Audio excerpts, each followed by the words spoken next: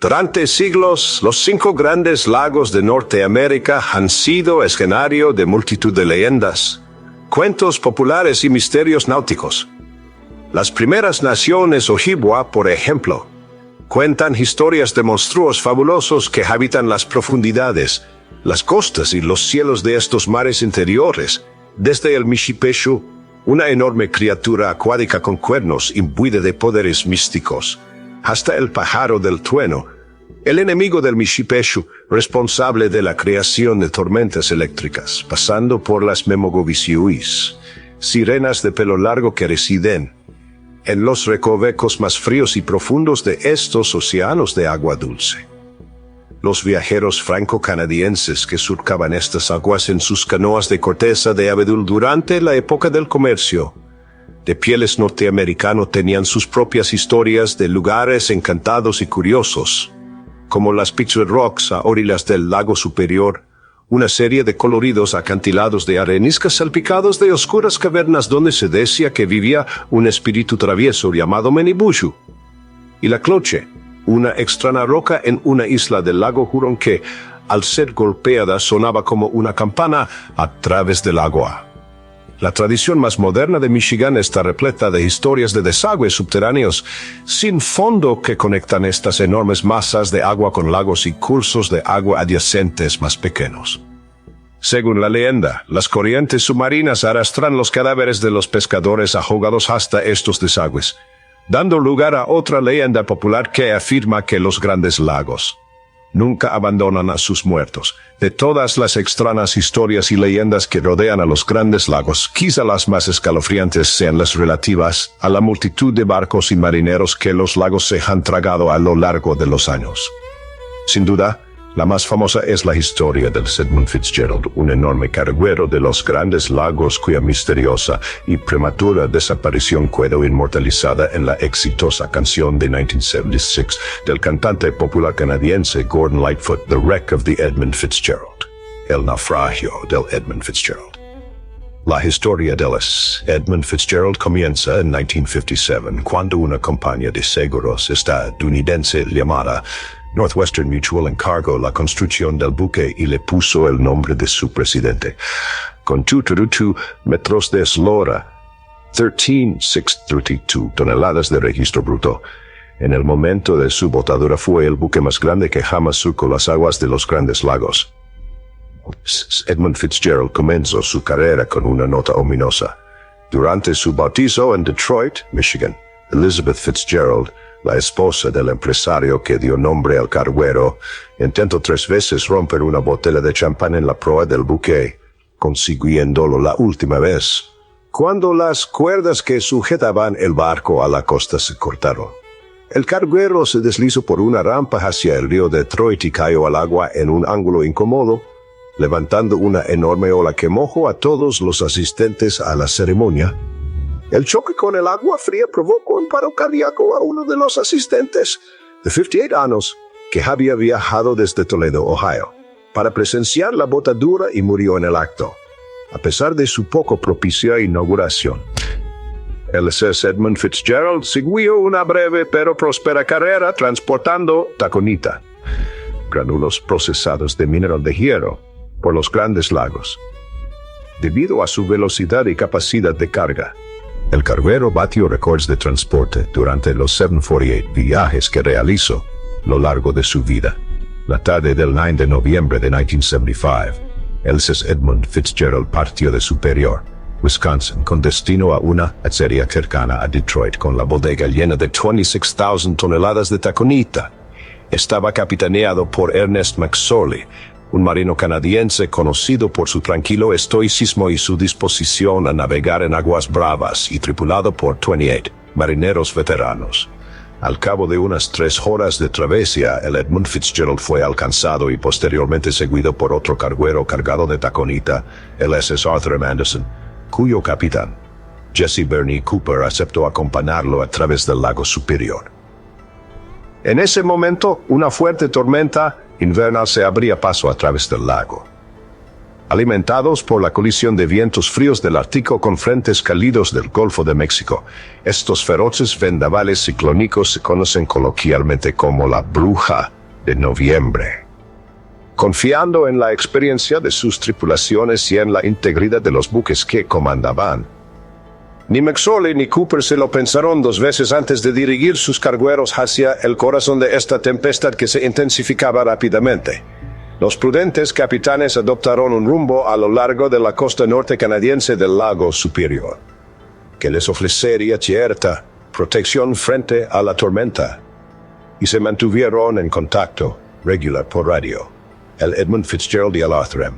Henderson siguieron navegando durante toda la noche, soportando lo que el capitán McSorley describió como el peor mar en el que había estado nunca. Los cargueros fueron azotados por vientos de 60 millas por hora y golpeados por olas de 10 pies de altura que poco a poco fueron desgastando al Edmund Fitzgerald.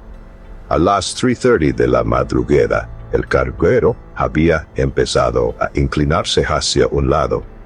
A las 5:30 el buque había perdido sus dos radares por el viento y estaba sufriendo fuertes olas sobre sus cubiertas.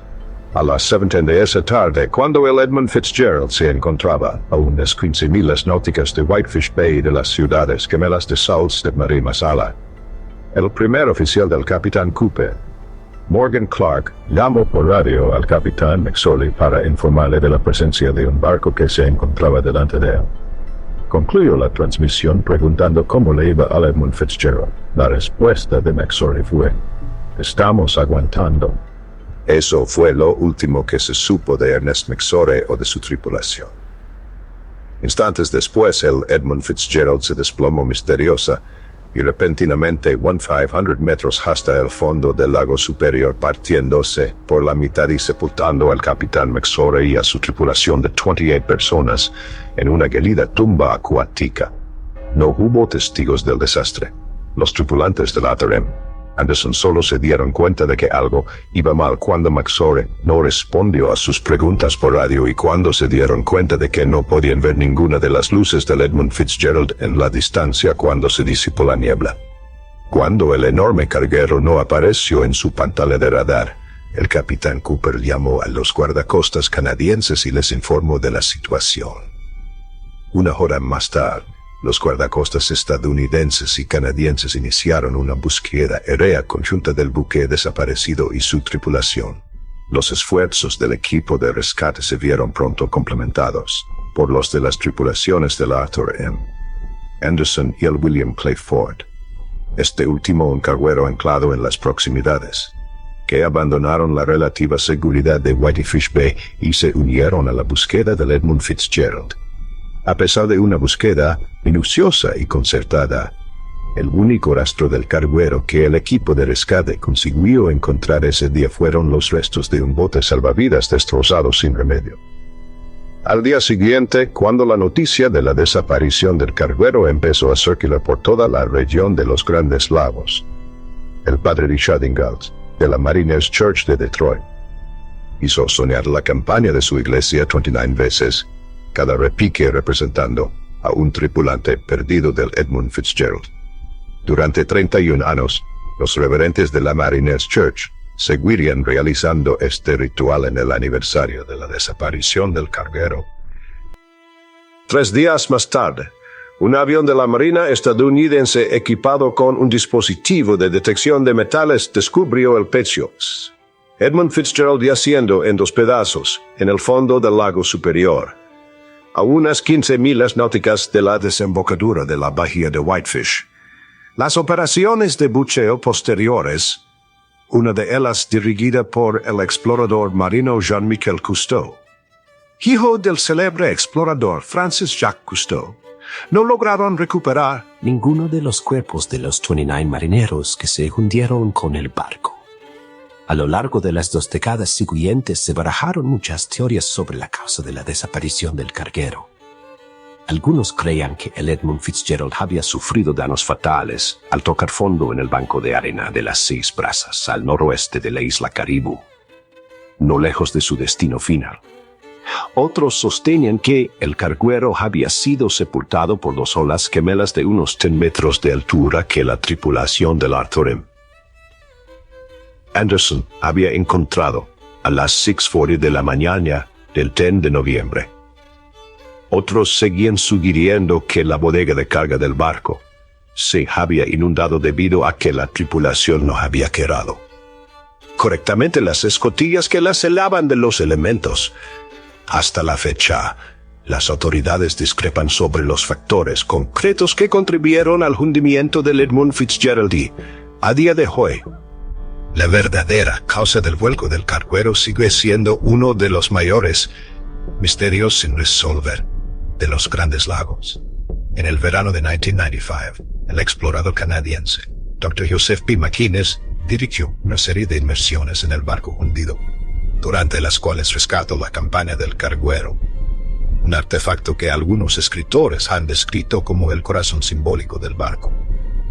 Posteriormente, McInnes sustituyó la campana por una réplica en la que estaban inscritos los nombres de los 29 marineros que se hundieron con el carguero, una lápida que marca el lugar de descanso final de los marineros que yacen enterrados entre los restos del Edmund Fitzgerald. Aunque Edmund Fitzgerald fue el mayor buque jamás reclamado por los Grandes Lagos, no fue ni el primero ni el único. En los últimos 4 siglos, más de 6,000 barcos han descansado bajo las olas de estos 5 mares interiores, a pesar de las decenas de canoas nativas de corteza, de abedul y bateaux franceses que debieron naufragar en estos océanos de agua dulce en siglos pasados. El primer barco real que desapareció en los Grandes Lagos fue una barca francesa llamada Le Griffon, o El Grifón. Le Griffon fue construida en el año 1679 por René Robert Cavelier, Sieur de la Salle, un ambicioso aventurero francés recordado hoy por su establecimiento de una vasta provincia del pasado conocida como la Luisiana francesa. Formado en Francia como sacerdote jesuita, La Salle abandonó la orden de los jesuitas en 1667 para buscar fama y fortuna en Canadá, en aquella época una colonia francesa llamada Nueva Francia.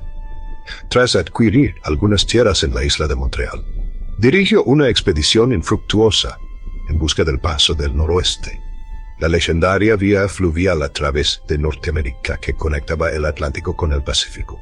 En 1672 se alió con Louis de Bois, conde de Frontenac, recién nombrado gobernador de Nueva Francia.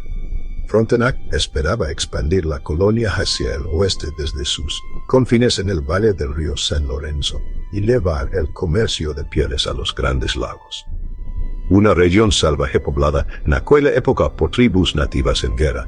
Un puñado de misioneros jesuitas y comerciantes de pieles independientes llamados coureurs des bois, o corredores de los bosques. 1673. La Salle ayudó al gobernador a establecer Fort Frontenac en la confluencia del San Lorenzo y el lago Ontario, la primera incursión real de la colonia en los Grandes Lagos. 1607. La Salle envió a Francia para convencer al rey Luis X de que le concediera permiso para establecer otros 2 fuertes en los Grandes Lagos, uno de ellos en la desembocadura del río Niágara y el otro en el extremo sur del lago Michigan. También solicitó licencia para construir un velero en el lago Erie, al final del río Niágara, frente al lago Ontario. El rey accedió a su petición y la Salle zarpó hacia Canadá con 30 carpinteros de ribera, carpinteros, herreros y soldados, así como con abundantes provisiones. La Salle comenzó su empresa dividiendo su grupo en 3. Uno desembarcó en canoas y se dirigió al lago Michigan para establecer relaciones comerciales con los nativos. Otro, encabezado por un fraile recoleto llamado Padre Louis Hennepin, y un oficial del ejército real francés llamado Dominique Lamotte de Lussier, partió en un pequeño velero hacia el río Niágara, donde debían elegir el emplazamiento de un nuevo fuerte. El propio La Salle, acompañado por un piloto marítimo francés y un soldado italiano manco llamado Henry de Tonti, se dirigió en un pequeño velero a una aldea nativa a orillas del lago Ontario para conseguir provisiones de invierno para su tripulación. La empresa tuvo un comienzo accidentado. Sin que La Salle lo supiera, La mayoría de los hombres enviados al lago Michigan malgastaron sus mercancías y desertaron. El barco, encabezado por Hennepin y LaMotte, quedó encallado en el hielo cerca de la actual Toronto. Tuvo que ser liberado a hachazos antes de que sus ocupantes pudieran abrirse camino a través del lago Ontario hasta la desembocadura del río Niágara. Y aunque La Salle y Tonti lograron obtener provisiones en una aldea nativa, lo perdieron todo en un accidente en el lago Ontario. El grupo encabezado por Hennepin y LaMotte consiguió llegar a la desembocadura del río Niágara y elegir un lugar adecuado para construir el fuerte, que se llamaría Fuerte Conti, en honor a uno de los aristocráticos amigos parisinos de La Salle. Algunos de ellos decidieron dirigirse río arriba, a la base de lo que hoy es Queenston Heights. Hennepin y sus compañeros se convirtieron en los primeros hombres blancos que vieron las cataratas del Niágara, con la excepción de algunos misioneros jesuitas que no dejaron constancia escrita de su experiencia. Una vez hecho esto, Hennepin, LaMotte y compañía se dirigieron hacia el oeste a través del bosque hasta un poblado iroqués seneca recién establecido, donde esperaban que el jefe local aprobara su empresa.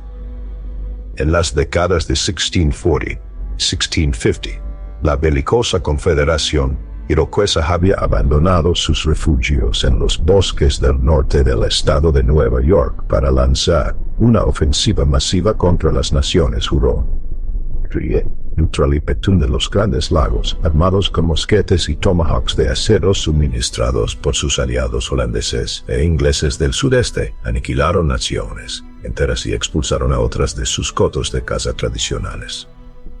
En la década de 1660, los colonos de Nueva Francia se vieron arrastrados al conflicto, obligados a defender a sus aliados de los invasores iroqueses.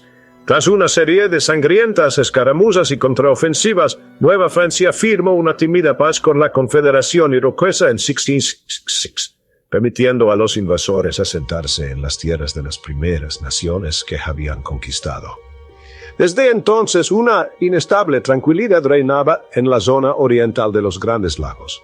Deseosos de mantener el statu quo, Hennepin y LaMotte se sintieron consternados cuando el jefe Seneca no dio su bendición a su empresa. Afortunadamente, La Salle tuvo mejor suerte que sus subordinados. Al llegar de su desventura en el lago Ontario, el explorador visitó personalmente al jefe y le convenció de que los iroqueses se beneficiarían de su empresa. Finalmente, con la aprobación provisional del jefe, los franceses iniciaron la construcción del Fuerte Conti. Además del fuerte, también empezaron a construir una barcaza o velero de 45 toneladas sobre las cataratas del Niágara. La construcción de esta embarcación fue una tarea desagradable para los hombres de La Salle, que comenzaron el proyecto transportando picos de cubierta, aparejos y otros equipos por el camino de porteo hasta la orilla del río por encima de las cataratas del Niágara. Durante el invierno, la primavera y el principio del verano, trabajaron con los dedos helados y los estómagos vacíos, al tiempo que recelaban de los hoscos bravos iroqueses, que a menudo merodeaban por el lugar de trabajo, blandiendo sus tomahawks y garrotes de guerra. Mientras sus hombres trabajaban en el barco y el fuerte, el propio La Salle, acompañado por 2 de sus empleados, viajó con raquetas de nieve por el bosque y a través del lago Ontario hasta Fort Frontenac, donde esperaba reponer las provisiones que había perdido en el lago. Durante la ausencia de La Salle, los hombres del río Niágara terminaron tanto el fuerte como el barco de 45 toneladas. Este último fue bautizado como Le Griffon o el Grifón, ya que este monstruo mítico era el principal ornamento del escudo de armas del conde Frontenac. En la proa llevaba una talla de madera del legendario medio león y media águila que le daba nombre. Y en la cubierta 7 pequeños canones que fueron disparados en su bautizo. La Salle regresó finalmente al Niágara a principios de agosto, esta vez acompañado por 3 frailes flamencos. Deseoso de utilizar el nuevo navío, embarcó con todos sus hombres en Le Griffon y emprendió su viaje inaugural a través del lago Erie. Durante 3 días los exploradores navegaron a lo largo del lago, Al cuarto día viraron hacia el norte y remontaron el río Detroit. Después cruzaron el lago St. Clair y remontaron el río hasta el lago Huron. Allí, los exploradores se vieron acosados por un feroz vendaval que amenazaba con hacer zozobrar su embarcación. Rezando a San Antonio de Padua, patrón de los navegantes, los marineros consiguieron remontar el lago Huron hasta la isla de Michilimackinac, donde había aldeas indias y una misión jesuita, y un refugio para los curés después. La Salle y su tripulación recibieron una fría bienvenida de los jesuitas, en cuya capilla celebraron misa. Los exploradores también fueron recibidos por los indios hurones y ottawas, asombrados por el tamaño de su barco. Durante su visita, recibieron la descorazonadora noticia de que la mayoría de los 15 hombres que la Salle había enviado anteriormente para establecer una relación comercial con los indios del lago Michigan habían malgastado sus bienes comerciales y abandonado su misión.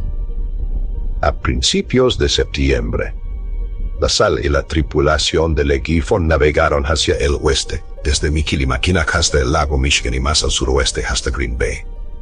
Allí, en una isla, encontró a los pocos miembros de su avanzadilla que le habían permanecido leales, descubriendo para su placer que habían adquirido una pequeña fortuna en pieles de su comercio con los nativos. La Salle hizo entonces cargar estas pieles en la bodega del Griffon y ordenó a un puñado de sus hombres que las transportasen a Fort Conti, pidiendo al piloto del barco que regresase al lago Michigan en cuanto la carga estuviese descargada. Le Griffon zarpó el 18 de septiembre de 1679, justo cuando empezaba a avecinarse una tormenta. Aparte de la tripulación del barco, la Salle y sus exploradores fueron los últimos hombres que vieron Le Griffon. El navío desapareció en su viaje de regreso en algún lugar de las aguas de los lagos Michigan, Huron o Erie. La mayoría supuso que el barco había naufragado en una tormenta y se había perdido con todos sus tripulantes. Esta teoría se ve corroborada por los descubrimientos de Albert Cullis, que en el siglo C trabajaba en el faro del estrecho de Mississauga, en la isla de Manitoulin. A finales de la década de 1890, Cullis supuestamente descubrió una cadena de reloj, 3 monedas del siglo XVI y 5 esqueletos humanos en una cueva de la isla de Manitoulin. Otra teoría sobre el destino de Le Griffon sostiene que el barco fue abordado por indios hostiles que asesinaron a su tripulación antes de prenderle fuego. Sin duda, la Salle y su tripulación tenían su buena dosis de rivales que no se detendrían ante nada para proteger sus propios intereses en el comercio de pieles. El propio La Salle sospechaba que los ocupantes del barco habían hundido intencionadamente Le Griffon y se habían llevado las pieles que contenía. En cartas al conde Frontenac, el explorador escribió sobre un rumor indio que afirmaba que en 1680 unos hombres blancos que coincidían con la descripción de la tripulación de Le Griffon habían sido capturados por los indios en el río Mississippi remando canoas llenas de mercancías valiosa. Los nativos mataron a todos los miembros de la tripulación menos el capitán, al que hicieron prisionero.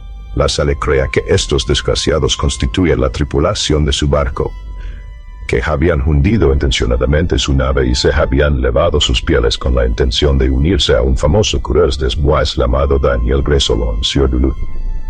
Sea como fuere, el pecio no descubierto de Le Griffon se considera hoy el santo grial de los cazadores de naufragios de los Grandes Lagos. Más de 130 años después de la desaparición de Le Griffon, medio siglo después de que Francia cediera a Canadá, a Gran Bretaña y casi 4 décadas después de que Gran Bretaña cediera sus 13 colonias a Estados Unidos, los Grandes Lagos resonaron con el trono de los cañones y el traqueteo de los mosquetes en un conflicto conocido hoy como la Guerra de 1812. Enfadado por la práctica de la Marina Real Británica de impresionar a ciudadanos estadounidenses para que prestaran servicio, e insultado por los intentos del rey Jorge III de impedir que los comerciantes estadounidenses comerciaran con la Francia napoleónica, con la que Gran Bretaña estaba en guerra, el Congreso de Estados Unidos declaró la guerra a Gran Bretaña, iniciando la Guerra de 1812.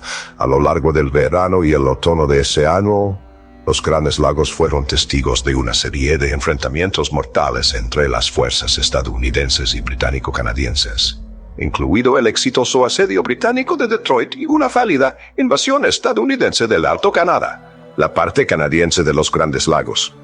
El 27 de abril de 1813, el ejército y la armada estadounidenses lanzaron un ataque contra la ciudad británica de York, actual Toronto, situada en la orilla occidental del lago Ontario. Los soldados estadounidenses lograron capturar la ciudad, pero resultaron muertos y mutilados por la detonación del polvorín del fuerte, una tremenda explosión orquestada por los británicos en retirada. Los estadounidenses se vengaron saqueando la ciudad e incendiando muchos de sus edificios. A continuación, las tropas estadounidenses atacaron y capturaron el fuerte George, situado al sudeste, en la desembocadura del río Niágara. Más tarde, ese mismo verano, intentaron asediar una guarnición británica en la actual Burlington, Ontario, al suroeste de York. La Marina Real Británica zarpó para detenerlos y así, en la mañana del 7 de agosto de 1813, las flotas británica y estadounidense de los Grandes Lagos se encontraron frente a frente, justo fuera del alcance de sus cañones, incapaces de enfrentarse debido a una inusual ausencia de viento que se estableció sobre el lago Ontario. Uno de los buques de la flota estadounidense durante este periodo era una goleta mercante canadiense convertida en buque de guerra estadounidense llamado USS Scourge, y uno de los marineros a bordo de ese buque era un expatriado canadiense llamado Ned Myers. Muchos años después, Myers contaría su historia al célebre novelista estadounidense James Fenimore Cooper, quien la plasmó en su biografía de 1843 titulada Life Before the Mast, Vida antes del mástil. Myers, a través del libro de Cooper, escribió: «Era una tarde preciosa, no se veía ni una nube y el lago estaba tan liso como un espejo.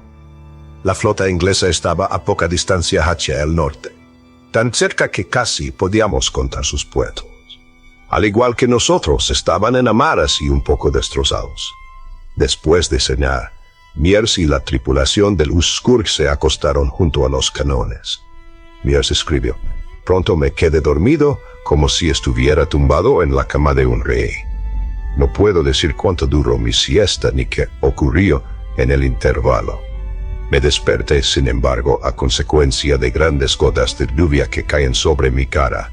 Cuando abrí los ojos estaba tan oscuro que no podía ver la longitud de la cubierta, mientras Myers se escabullía de su puesto para recuperar una botella de grog. La goleta en la que servía se vio repentinamente acosada por una violenta tormenta. El Scourge hizo agua rápidamente y, en menos de un minuto, empezó a hundirse. Los relámpagos eran incesantes y casi me dejan ciego. Nuestras cubiertas parecían en llamas, pero yo no veía nada. No oí ningún grito, ninguna orden, ninguna llamada, pero la goleta se llenó de los gritos y llantos de los hombres a sotavento, que yacían aprisionados bajo los canones, cajas de tiros, perdigones y otras cosas pesadas que se habían hundido al caer el buque. Me arrastré ahora hacia popa, por la parte superior de las amuradas. En medio de un estruendo espantoso e infernal de truenos, gritos y relámpagos deslumbrantes. El viento soplaba todo el tiempo como un tornado. Ahora se me ocurrió que si la goleta se ponía derecha, estaba llena y debía hundirse, y que podría arrastrarme con ella en la succión. Hice un salto, por lo tanto, y caí al agua a varios pies del lugar donde me había parado. En mi opinión, la goleta se hundió cuando la abandoné. Myers empezó a nadar por primera vez en su vida. Por casualidad, tropezó con un bote salvavidas al que consiguió subir, en medio de una oscuridad agobiante salpicada de relámpagos cegadores. Buscó supervivientes y consiguió arrastrar a 7 compañeros a la diminuta embarcación. Myers y sus compañeros fueron rescatados más tarde por marineros estadounidenses cuyo barco había sobrevivido a la tempestad. Además del Scourge, la tormenta se cobró la vida de otra goleta de la Marina estadounidense llamada USS Hamilton. De los 102 marineros que iban a bordo de estas embarcaciones en el momento de la borrasca, solo 16 sobrevivieron a su zozobra. Muchos de ellos quedaron atrapados en el interior de los barcos durante su descenso, de 300 pies hasta el fondo del lago. Cuenta la leyenda que en las noches de niebla en las aguas de las afueras de Burlington, Ontario, los marineros a veces divisando anticuadas embarcaciones de vela cuadrada, con las portas de sus canones abiertas y sus cubiertas iluminadas por el inquietante resplandor de las linternas que cuelgan de las jarcías. En cuanto son avistados, estos buques fantasmales se agitan como azotados por vientos sobrenaturales antes de hundirse bajo la superficie, acompañados por los débiles gritos de marineros ahogados cuyos esqueletos yacen bajo tierra, sepultados entre los restos de los naufragios del US Scourge y el US Hamilton. Otro de los miles de barcos devorados por los grandes lagos en los últimos 4 siglos es el Kamloops, un carguero a vapor que se hundió con todos sus tripulantes frente a Isla Royale, en el lago Superior, justo al sur de Thunder Bay, Ontario, en 1927. Lo que distingue a los Kamloops de otros naufragios de los grandes lagos son los tripulantes, tanto corpóreos como etéreos, que, según se dice, aún vagan por sus cubiertas en el fondo del lago. El Kamloops comenzó su vida en 1924, en un astillero del noreste de Inglaterra, encargado por la naviera Canada Steamship Lines, con sede en Montreal. Tenía una eslora de 250 pies y un arqueo bruto de 402, lo que lo convertía en uno de los cargueros más pequeños de los grandes lagos en aquella época. Sus reducidas dimensiones le permitieron atravesar el canal de Welland, una vía navegable artificial que conectaba el lago Ontario con el lago Erie, tras cruzar el océano Atlántico y remontar el río San Lorenzo hasta su hogar en los grandes lagos. El Kamloops se dedicó a transportar productos manufacturados, muchos de ellos destinados a las provincias de las praderas, en rápido desarrollo, desde el San Lorenzo hasta el lago Superior. Debido a la peligrosa práctica de transportar mercancías por los grandes lagos lo más tarde posible antes de la helada invernal, el vapor y su tripulación estuvieron a punto de sufrir algunos accidentes.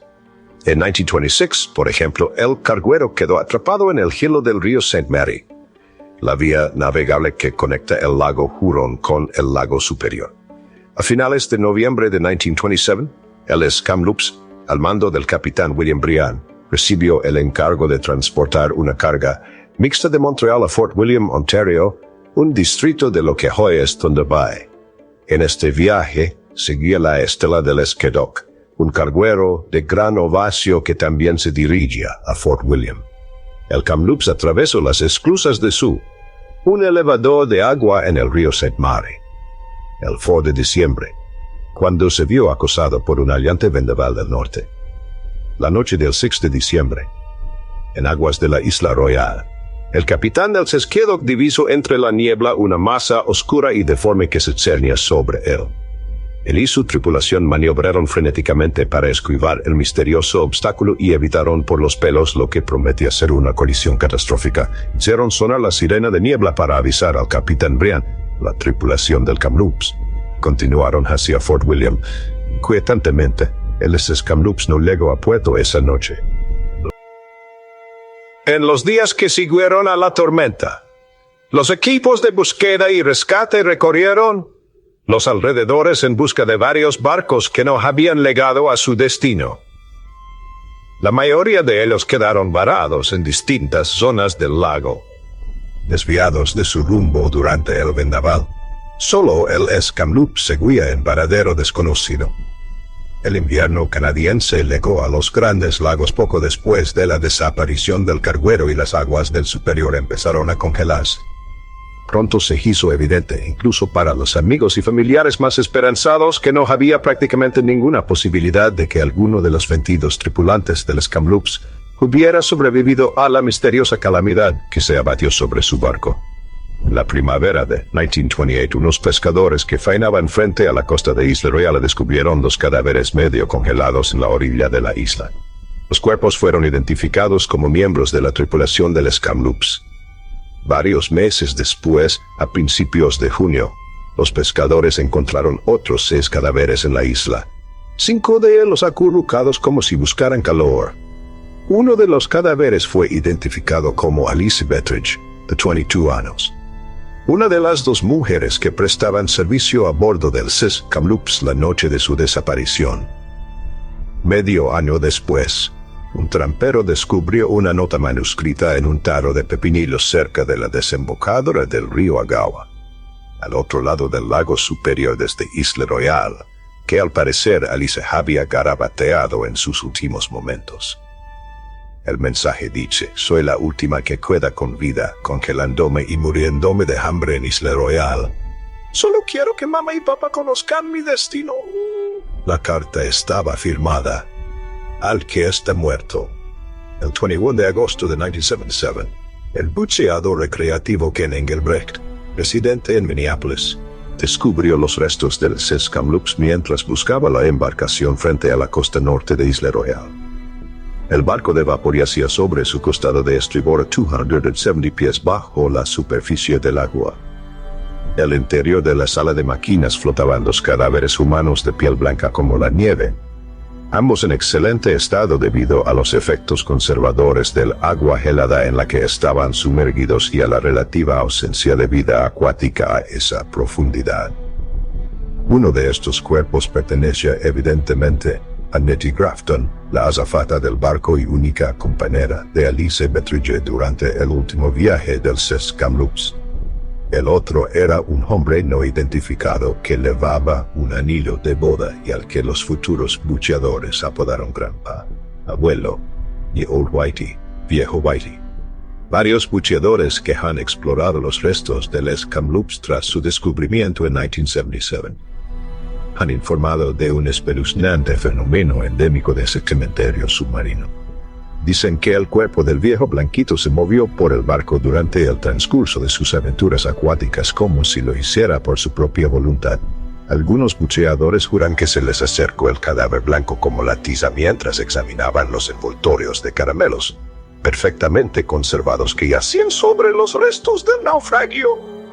Otros afirman haber visto al incoloro cadáver flotar hacia sus desventurados compañeros de inmersión mientras estos desviaban su atención. Muchos de los que han escrito sobre el tema han descartado las alarmantes payasadas del viejo blanquito, como el resultado de corrientes submarinas producidas inconscientemente por los propios buceadores. Otros han atribuido la extraña animación del cadáver al espíritu del marinero que una vez lo habitó, condenado a vagar por las cubiertas de un barco cuya muerte violenta y prematura coincidió con la suya. Sea como fuere la naturaleza de la actividad del viejo, Whitey sigue siendo uno de los muchos secretos que guarda el SS Kamloops, que se hundió rápida y misteriosamente hace casi un siglo. Ninguna recopilación de los misterios náuticos de los Grandes Lagos de Canadá estaría completa sin un guiño al SS Bannockburn, un buque de vapor que desapareció en algún lugar del lago superior un nevado día de noviembre de 1902.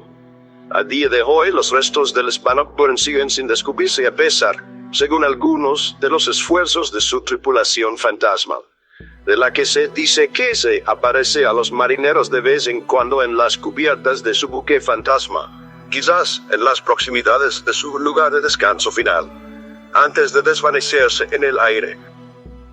El SS Bannockburn fue construido en 1893 por el magnate británico de la construcción naval Sir Relton Dixon. El barco, de 245 pies de eslora, fue diseñado para atravesar el canal de Welland y equipado con un casco de acero para mayor protección. Fue botado ese mismo año y enviado a través del Atlántico y por el río San Lorenzo hasta su nuevo hogar en los Grandes Lagos. A lo largo de su vida, el SS Bannockburn estuvo plagado de infortunios. En abril de 1897 chocó contra un grupo de rocas marinas cerca del faro de Snake Island en el lago Ontario, al suroeste de Kingston. Empezó a hacer agua, lo que obligó a su tripulación a arrojar gran parte de su carga al lago para mantenerlo a flote. El barco fue reparado y puesto de nuevo en servicio, pero sufrió otro percance varios meses después. En octubre de 1897, mientras transportaba un cargamento de grano de Chicago a Kingston, el SS Bannockburn chocó contra la pared del canal de Welland y naufragó en esa vía de agua poco profunda. El SS Bannockburn inició el que sería su último viaje terrenal, el 20 de noviembre de 1902, saliendo de Fort William con 85,000 fanegas de trigo en su bodega. al salir de puerto, caló en aguas poco profundas. Aunque el accidente no pareció dañar el barco, se decidió aplazar el viaje hasta el día siguiente. El 21 de noviembre, el SS Bannockburn partió de nuevo hacia la bahía de Georgian, en el extremo oriental del lago Hurón, bordeando la orilla septentrional del lago Superior. Su tripulación de 21 hombres navegó sin incidentes hasta un punto a unas 40 millas al noreste de Isla Royale, donde fue avistado por el capitán de otro carguero de los Grandes Lagos llamado James McMahon. Utilizando sus prismáticos, el capitán comprobó periódicamente el estado del barco a su paso. Después de atender algunos asuntos en su propio barco, McMahon volvió a levantar los prismáticos y descubrió, para su sorpresa, que el Bannockburn no aparecía por ninguna parte.